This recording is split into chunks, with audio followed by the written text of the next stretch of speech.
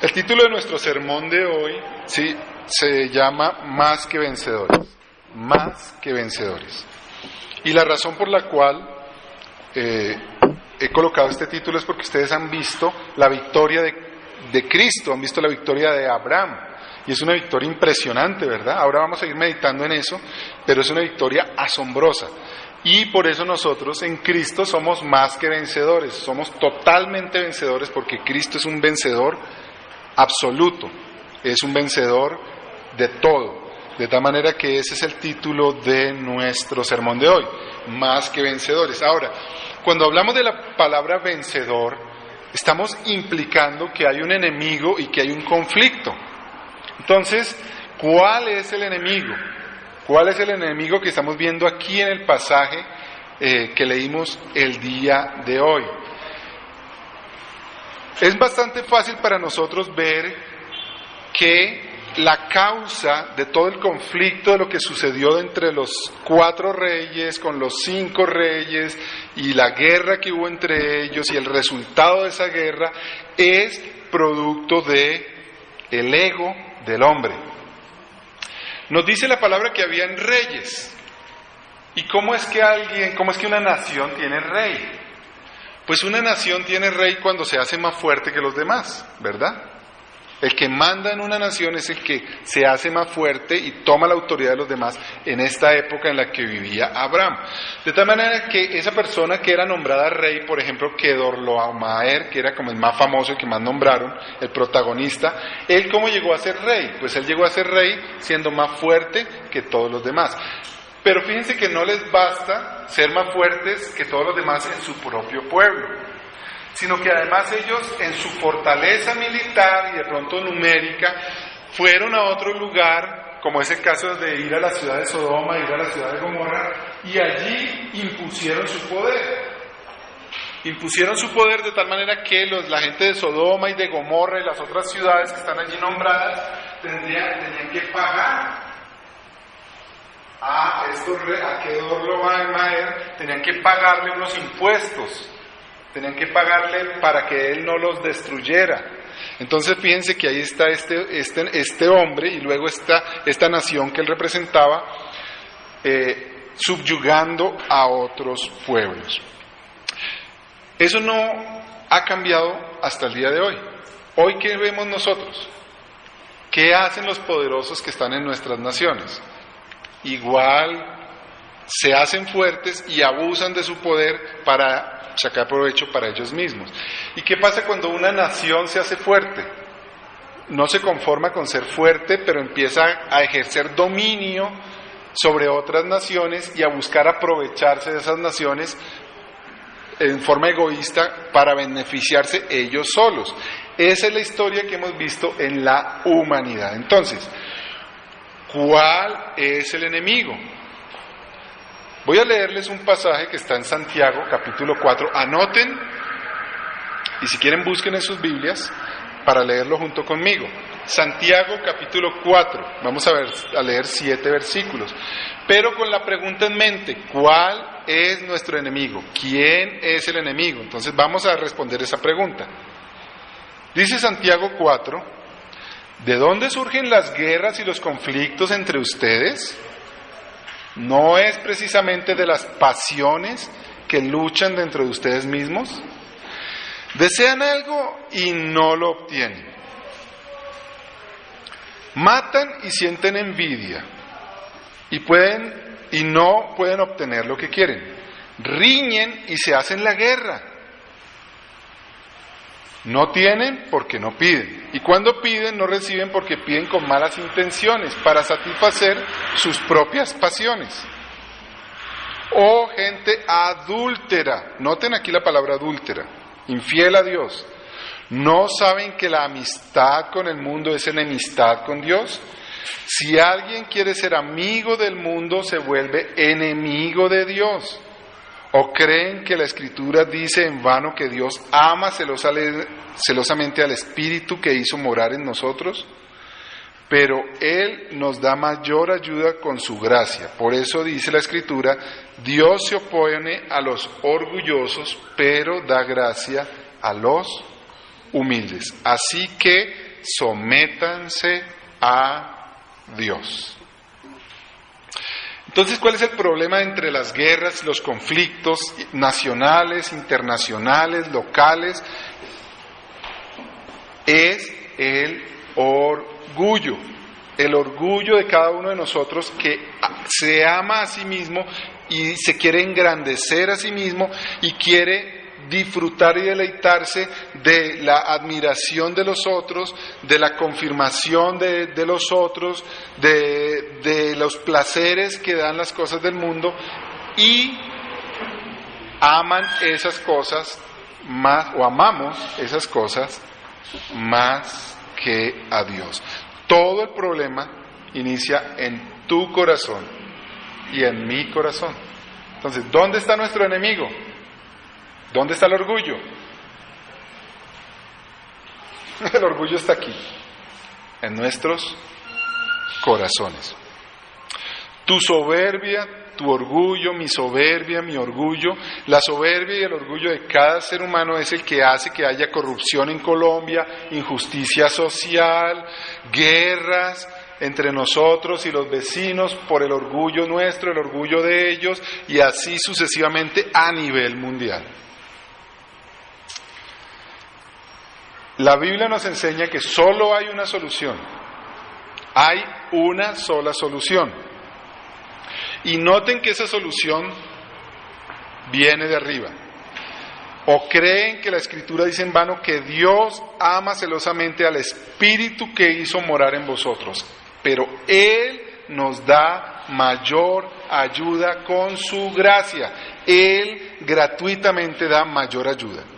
¿Cómo? Dándonos, forjando en nosotros, capacitándonos para ser como Cristo. Cristo es la solución de todos los problemas y ser como Cristo es la solución para mí. Y Él, ¿cómo es?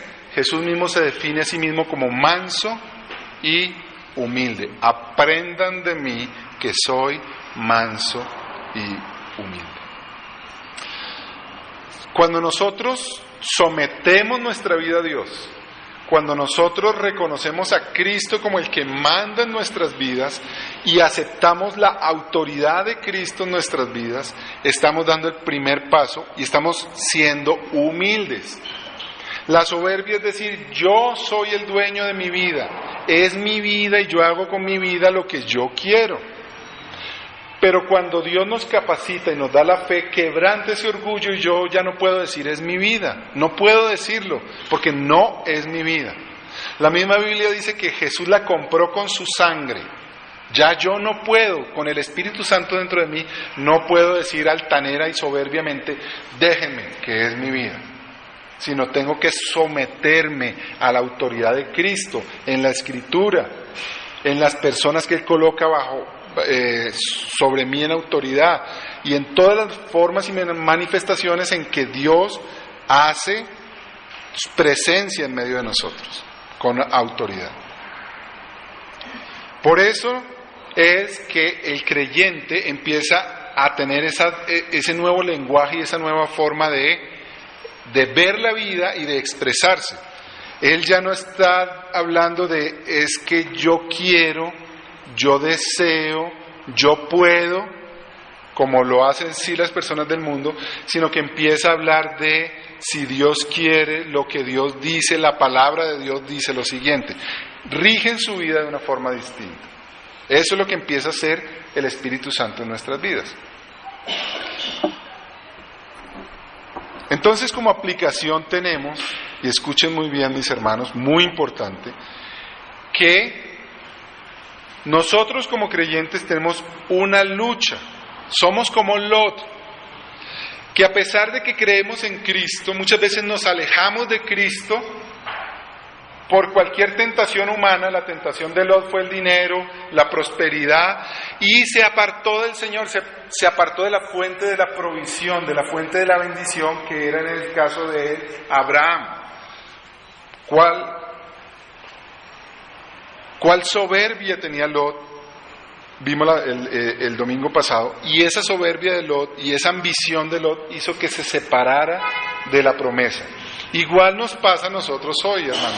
Hay tentaciones del mundo que nos desenfocan y nos apartan, nos alejan de la dependencia de Cristo, de la autoridad de Cristo, pero de la protección de Cristo. Es triste que nosotros nos alejemos de leer la Biblia todos los días, que es la presencia de Cristo en nosotros. Nos alejamos de orar al Señor todos los días. Nos alejamos de congregarnos como iglesia cada domingo. Nos alejamos de esas cosas y nos pasa lo de Lot. ¿Por qué usted se aleja de la palabra de Dios? ¿Por qué usted se aleja de la oración? ¿Por qué se aleja de venir los domingos? Porque hay algo más importante en su vida. Usted tiene un amor más grande que el amor de Dios. Si el amor de Dios fuera lo más grande, usted estaría deseoso con toda pasión y fervor de leer su Biblia, de orar al Señor y de venir al encuentro de la familia de Dios los domingos. Entonces, aprendamos de Lot. Lot se aleja del Señor y no, fíjense ustedes que la ambición de Lot, ¿cuál era? Tener más ganado, tener más riquezas, tener más prestigio. ¿Qué cosechó Lot con todo lo que él hizo? Lo perdió todo. ¿Cuál prestigio? Ahora era esclavo. Porque ¿para qué se lo llevaron? No se lo llevaron para ponerlo como rey en cambio de que lo van a ver. Lo pusieron para ser esclavo de todos los que estaban en el pueblo a donde iban a ir. Entonces, eso mismo es el riesgo que nosotros tenemos al ir tras las cosas del mundo. Ahora, ¿cómo arreglar eso? Tenemos esa fuerte tentación y algunos de nosotros incluso nos hemos extraviado y nos hemos apartado de la fuente de bendición, nos hemos apartado de Cristo. ¿Cuál es la solución? El segundo punto del sermón entonces es la liberación. Lo que nosotros vemos es que Lot iba así amarrado en cadenas como esclavo, lo había perdido todo, pero hubo una salvación muy grande para él, por pura gracia. No fue que Lot mereciera ser liberado por Abraham. ¿Merecía Lot ser liberado por Abraham? No, lo había traicionado, lo había abandonado, en el capítulo anterior lo vimos. Por amor al dinero se había separado, incluso había insultado a su propio tío, que era como su papá. Entonces Lot no merecía haber sido liberado por Abraham. Ahora, Lot tampoco podía liberarse a sí mismo, mas sin embargo Lot fue liberado, y fue liberado por aquel a quien él había ofendido. Es importante que lo sepamos porque usted y yo estamos en la misma situación de Lot. Ustedes y yo somos liberados por Cristo y no merecemos. Ustedes y yo ofendemos a Cristo todos los días. Todos los días de nuestra vida estamos ofendiendo a Jesús. Estamos siendo infieles, soberbios, altaneros. Cada vez que pecamos estamos haciendo eso. No lo merecemos, pero aún así Jesucristo nos liberó. Entonces la libertad no viene de dentro de ti, la libertad viene de parte de Dios y viene como un regalo de Dios.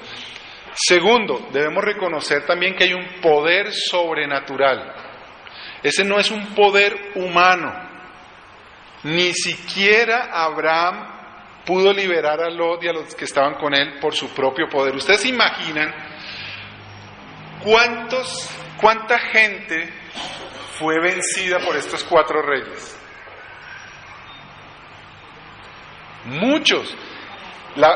El relato, yo no sé si usted estaba muy atento cuando estábamos leyendo, pero el relato dice que estos 4 reyes fueron a un pueblo y lo conquistaron, luego fueron a otro y lo conquistaron, luego fueron a otro y lo conquistaron, y luego habían 4 reyes unidos, 5 reyes, perdón, unidos contra ellos, y aún así a ellos también los vencieron.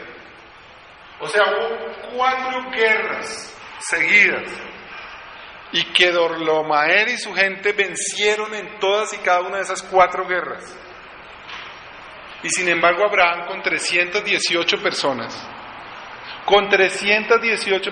Abraham venció a estos 4 reyes. Eso no es de los hombres. Claro, Dios capacitó a Abraham, y vamos a verlo más adelante. Pero esto no es humano. hubo un poder sobrenatural. Y vamos a ver también más adelante cómo el mismo Abraham reconoce que la victoria no fue de él. No fue porque Abraham y sus 318 hombres fueran los super ninja que vencieron a todos sus enemigos, sino que hubo un poder sobrenatural que les dio la victoria, que es el poder de Dios. Y eso es para nosotros igual. ¿Qué aplicación tenemos? Hermanos, la victoria nuestra está segura y es completa y es en Cristo, quien es Dios. Solo el poder de Dios puede liberarnos. Y solo el poder de Dios nos liberó. Entonces eso nos ayude a ni que se nos pase por la mente que vamos a estar en una buena relación con Dios a causa de nosotros mismos o por esfuerzo personal propio. Cada vez que usted quiera decir que agrada a Dios o porque hizo algo bueno, porque hizo una obra, acuérdese, es imposible. Tiene que ser por lo que Dios hizo, por lo que Cristo, quien es Dios, hizo por nosotros. El tercer punto, que es sumamente interesante, es que Lot fue liberado por ser pariente. ¿Por qué razón fue Abraham a liberar a Lot? Porque era pariente. Esa es exactamente la misma razón por la cual usted y yo somos liberados. Ustedes y yo somos liberados porque hemos sido declarados hijos de Dios. Dios ejerce todo su poder liberador en su vida porque usted es hijo de Dios. Entonces, la dimensión de esta palabra que hoy tenemos es la siguiente. Usted está luchando con pecados en su vida y esos pecados tienen una mamá que se llama orgullo. El orgullo es el papá y la mamá de todos sus pecados y ese es más poderoso que ustedes. Su orgullo es más poderoso que ustedes. Pero ustedes tienen esperanza de victoria. De hecho, ya Jesús ganó la victoria para que ese orgullo sea derrotado en sus vidas. Y esa derrota es segura y esa derrota será total. Cuando el Señor los resucite a ustedes, ustedes van a ser resucitados sin 1 miligramo de orgullo, sin 1 milímetro de orgullo. Y eso es lo que ustedes deben desear hoy. Y eso es lo que ustedes deben pedir hoy. Hermanos, que en cambio de desear ser ricos para que la gente nos admire, para poder comprar todo lo que queremos, en lugar de ser poderosos para que la gente nos respete y nos tenga miedo, el sueño de su mente, el deseo de su corazón debe ser como Cristo, manso y humilde, porque el enemigo suyo es el orgullo. Y pídale a Dios. Yo quisiera escucharlo a usted cada vez que estamos orando aquí, que la petición que brota de su corazón, que brota de lo íntimo de su ser es: Señor, quítame mi orgullo, hazme más humilde, hazme manso, moldéame a la imagen de Cristo, por favor. Y que cuando estemos soñando despiertos no estemos soñando con todo el dinero y las empresas y la fama y el agradecimiento que la gente va a tener en nosotros porque hicimos grandes obras, grandes logros, sino que nuestro sueño sea: ¿cómo puedo ser yo más humilde? ¿Cómo puedo ser yo más como Cristo?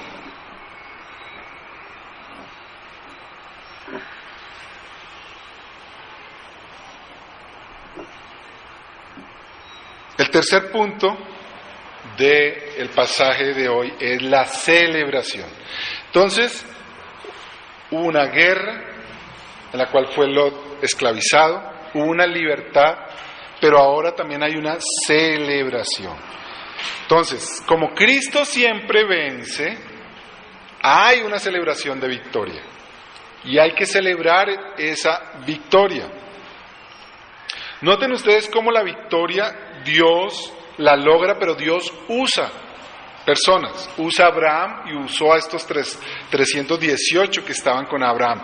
Noten cómo Dios fue quien lo hizo, pero capacitó a Abraham. Lo capacitó para la guerra. Noten que ahí dice en sus Biblias que Abraham primero había entrenado personas de su propia casa para la guerra. También dice que antes de partir los organizó, él dio una estrategia a los suyos, diciéndoles, ¿saben qué? Vamos a perseguirlos, pero vamos a esperar que sea de noche, y cuando los ataquemos, en español no se ve muy bien, pero en hebreo dice que en el versículo 14 dice que estaban adiestrados para la guerra, y luego dice que cayeron sobre ellos por todas partes, sobre los otros reyes. Entonces hubo una estrategia de Abraham. Dios capacita personas, no solamente Abraham, hasta el día de hoy Dios capacita personas.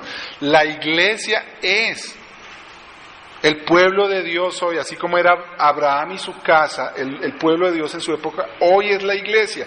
Dios entrena líderes para enseñarnos el ejercicio de la guerra espiritual.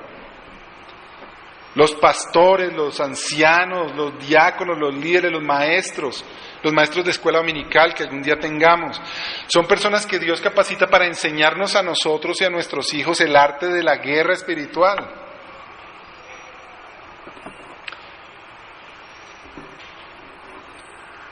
Para enfrentar a otros en la fe. La Biblia dice que eran adiestrados, pero también eran nacidos en su casa. Estos hombres fueron personas que escucharon a Abraham hablando de Dios, de la provisión de Dios, de la protección de Dios, del poder de Dios. Eso hizo que ellos pudieran ser hábiles y valientes en la guerra. Y por último, la motivación que ellos tenían.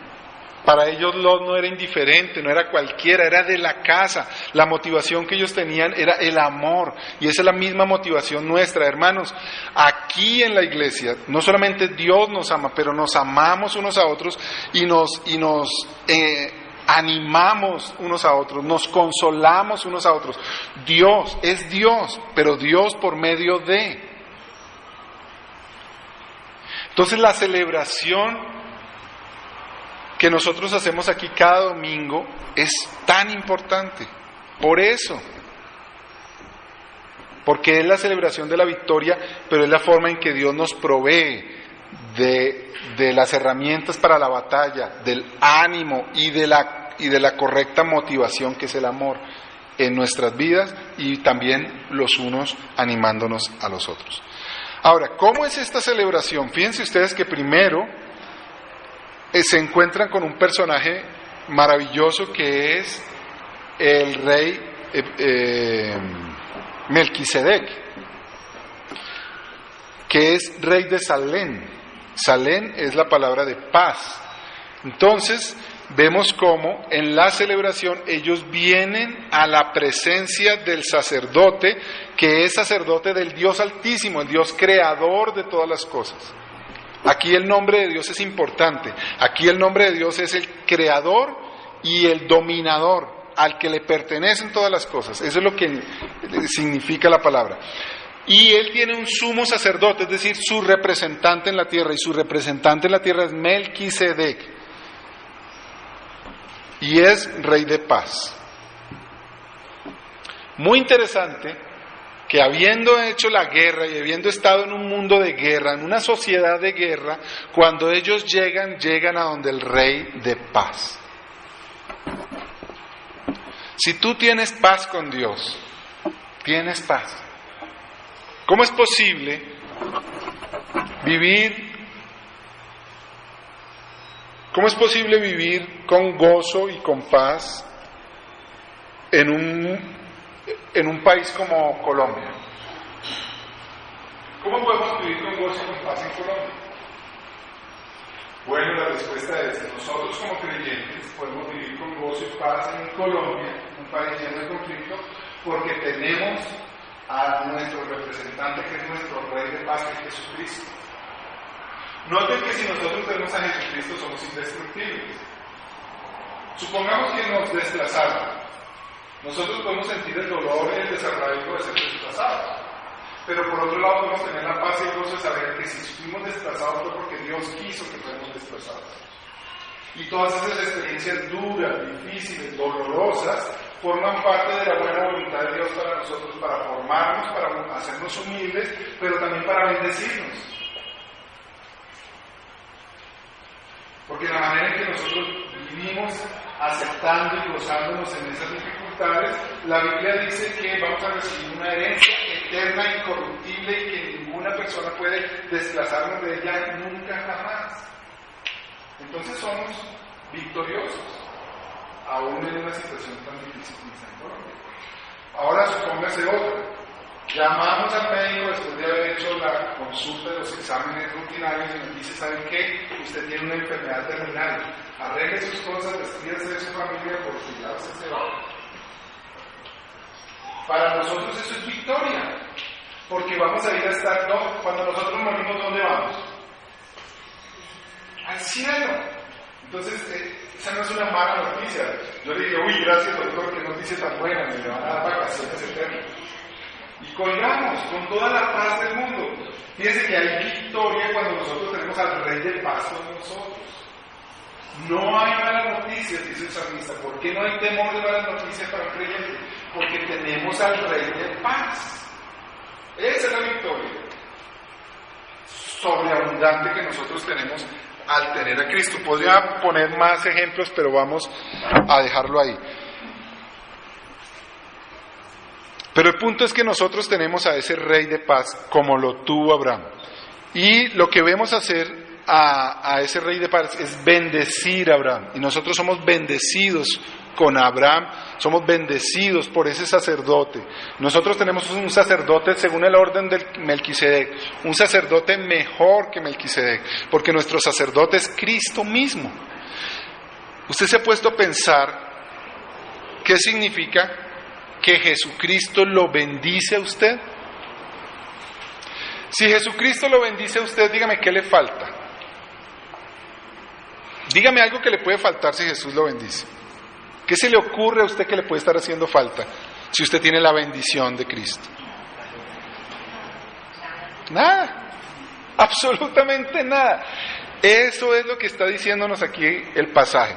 Nosotros somos bendecidos por Jesucristo, el Altísimo, el Creador de todas las cosas. Somos bendecidos por Jesús.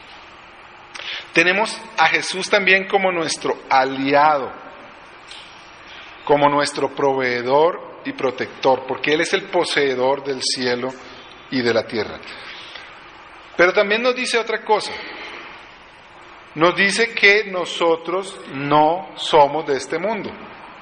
Noten ustedes que aquel que recibe la bendición, que es Abraham, era el único de todos esos que no era rey. ¿Notaron ustedes esto? Estaba el rey que era Romael, con otros 3 reyes, y aquí había 5 reyes, y vencieron allá otros reyes.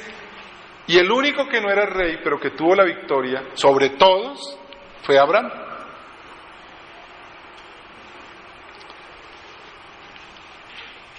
Nosotros,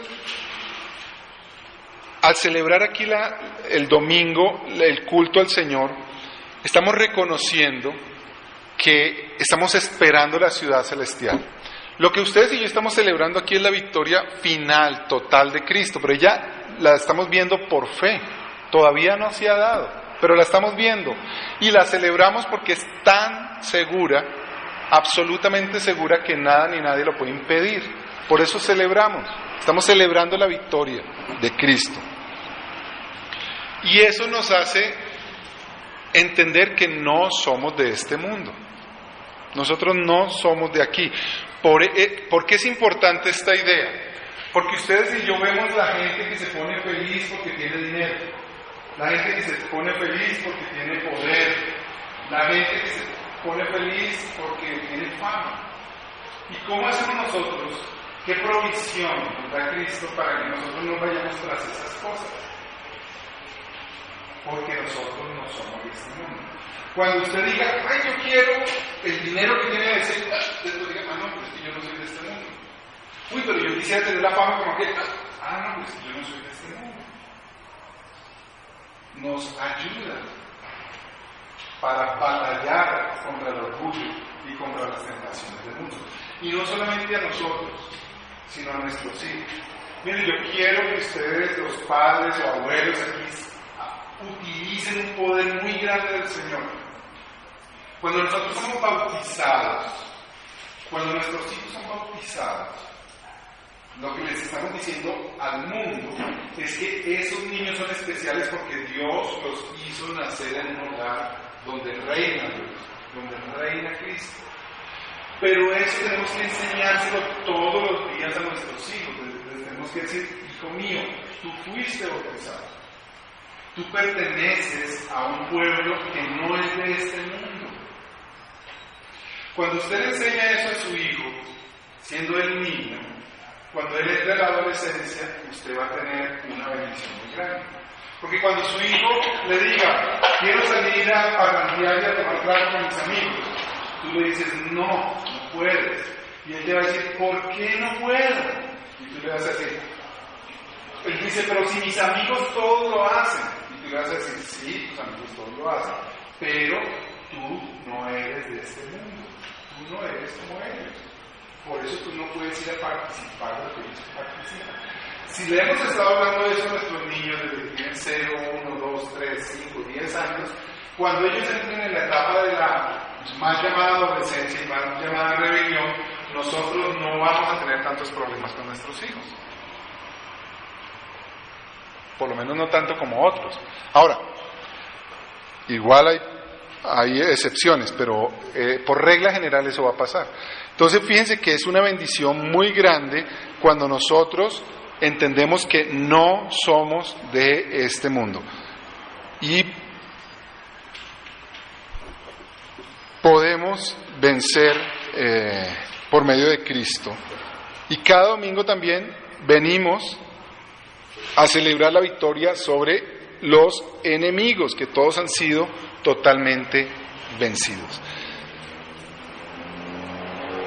Dice la Biblia también que Abraham dio los diezmos de todo. ¿Qué hizo Abraham al darle los diezmos de todo a Melquisedec, que era el representante del Dios Altísimo? Primero está reconociendo que la victoria es de Dios. Miren que, ¿se acuerdan que les decía al comienzo?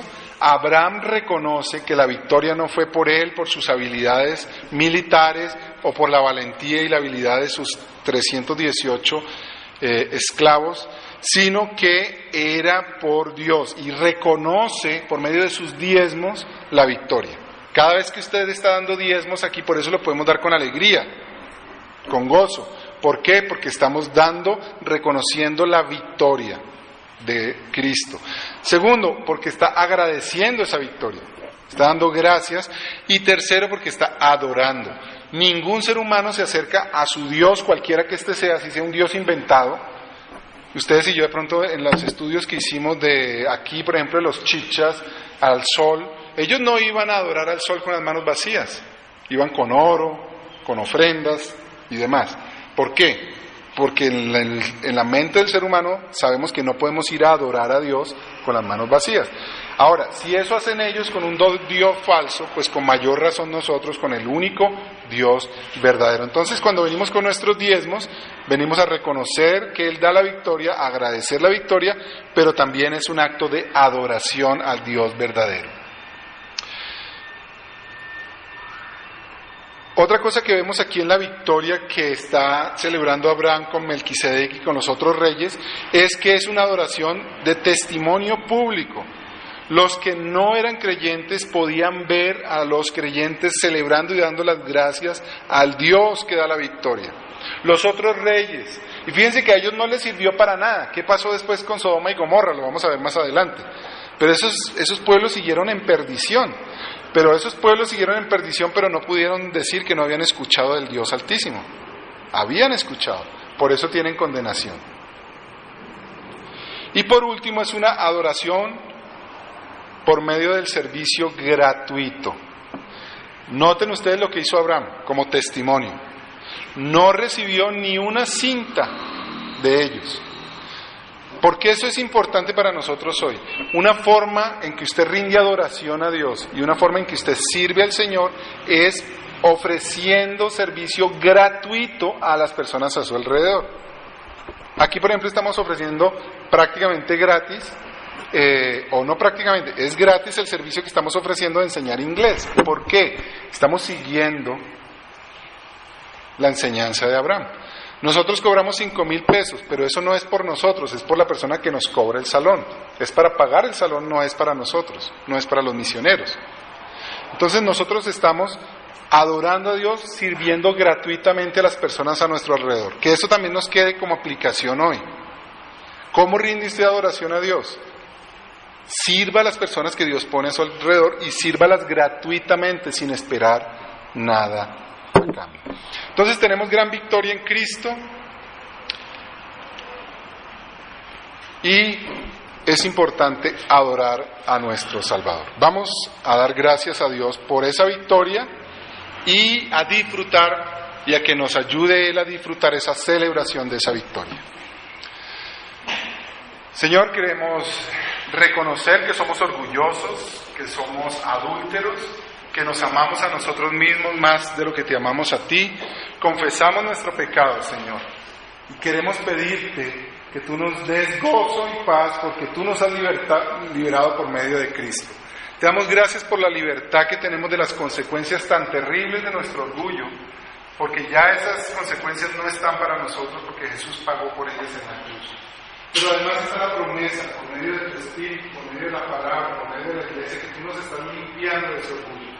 Por eso también venimos en celebración a darte gracias, no solamente por la victoria única, total y definitiva en la cruz, pero también por la obra que tú estás haciendo en nuestras vidas continuamente de limpiarnos de ese orgullo, Señor.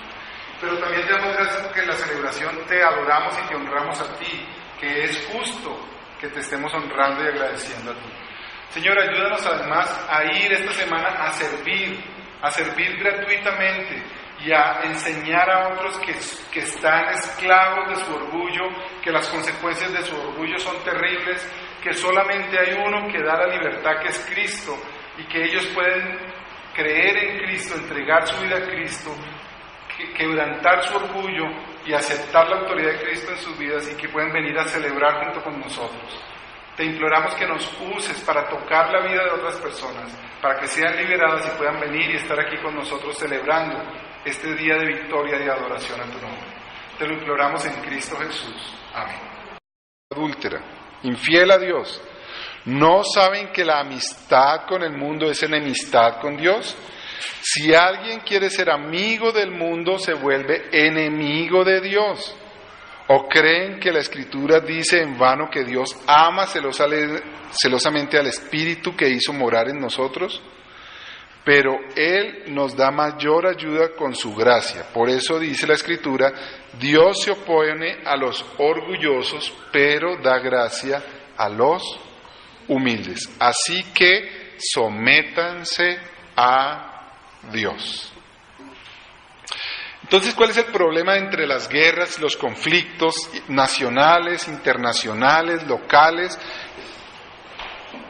Es el orgullo de cada uno de nosotros que se ama a sí mismo y se quiere engrandecer a sí mismo y quiere disfrutar y deleitarse de la admiración de los otros, de la confirmación de los otros, de los placeres que dan las cosas del mundo, y aman esas cosas más, o amamos esas cosas más que a Dios.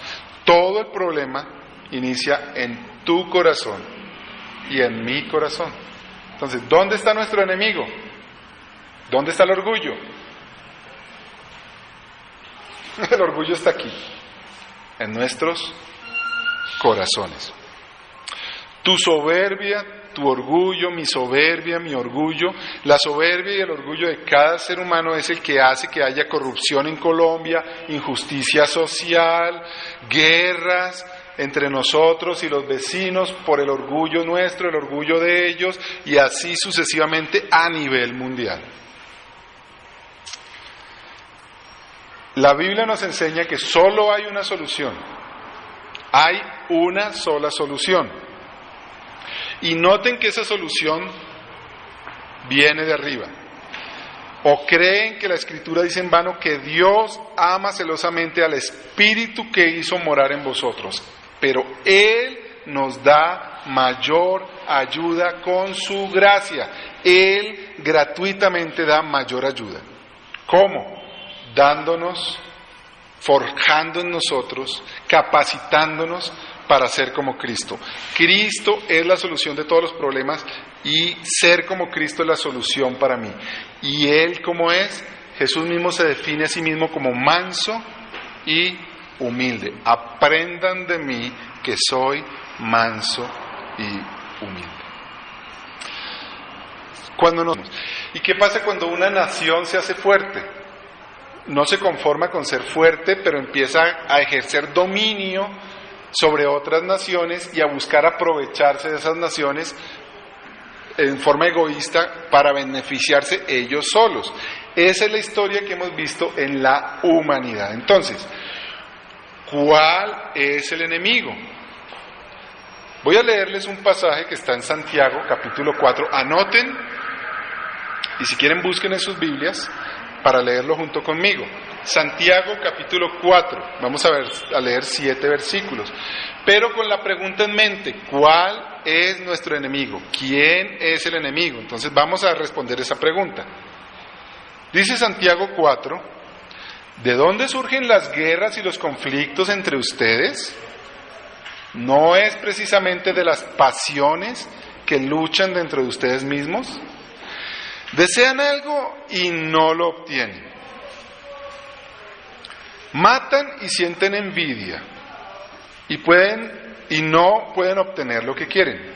Riñen y se hacen la guerra. No tienen porque no piden. Y cuando piden no reciben porque piden con malas intenciones para satisfacer sus propias pasiones. Oh gente adúltera. Noten aquí la palabra. El título de nuestro sermón de hoy, sí, se llama Más que vencedores. Más que vencedores. Y la razón por la cual he colocado este título es porque ustedes han visto la victoria de Cristo, han visto la victoria de Abraham. Y es una victoria impresionante, ¿verdad? Ahora vamos a ir meditando en eso, pero es una victoria asombrosa. Y por eso nosotros en Cristo somos más que vencedores, somos totalmente vencedores porque Cristo es un vencedor absoluto, es un vencedor de todo. De tal manera que ese es el título de nuestro sermón de hoy, más que vencedores. Ahora, cuando hablamos de la palabra vencedor, estamos implicando que hay un enemigo y que hay un conflicto. Entonces, ¿cuál es el enemigo? ¿Cuál es el enemigo que estamos viendo aquí en el pasaje que leímos el día de hoy? Es bastante fácil para nosotros ver que la causa de todo el conflicto de lo que sucedió entre los 4 reyes con los 5 reyes y la guerra que hubo entre ellos y el resultado de esa guerra es producto de el ego del hombre. Nos dice la palabra que habían reyes. ¿Y cómo es que una nación tiene rey? Pues una nación tiene rey cuando se hace más fuerte que los demás, ¿verdad? El que manda en una nación es el que se hace más fuerte y toma la autoridad de los demás en esta época en la que vivía Abraham. De tal manera que esa persona que era nombrada rey, por ejemplo, Kedorlaomer, que era como el más famoso, el que más nombraron, el protagonista, ¿él cómo llegó a ser rey? Pues él llegó a ser rey siendo más fuerte que todos los demás. Pero fíjense que no les basta ser más fuertes que todos los demás en su propio pueblo, sino que además ellos en su fortaleza militar y de pronto numérica fueron a otro lugar, como es el caso de ir a la ciudad de Sodoma, ir a la ciudad de Gomorra, y allí impusieron su poder. Impusieron su poder de tal manera que la gente de Sodoma y de Gomorra y las otras ciudades que están allí nombradas tenían que pagar a Kedorlaomer, tenían que pagarle unos impuestos. Tenían que pagarle para que él no los destruyera. Entonces fíjense que ahí está este hombre y luego esta nación que él representaba subyugando a otros pueblos. Eso no ha cambiado hasta el día de hoy. Hoy, ¿qué vemos nosotros? ¿Qué hacen los poderosos que están en nuestras naciones? Igual se hacen fuertes y abusan de su poder para sacar provecho para ellos mismos.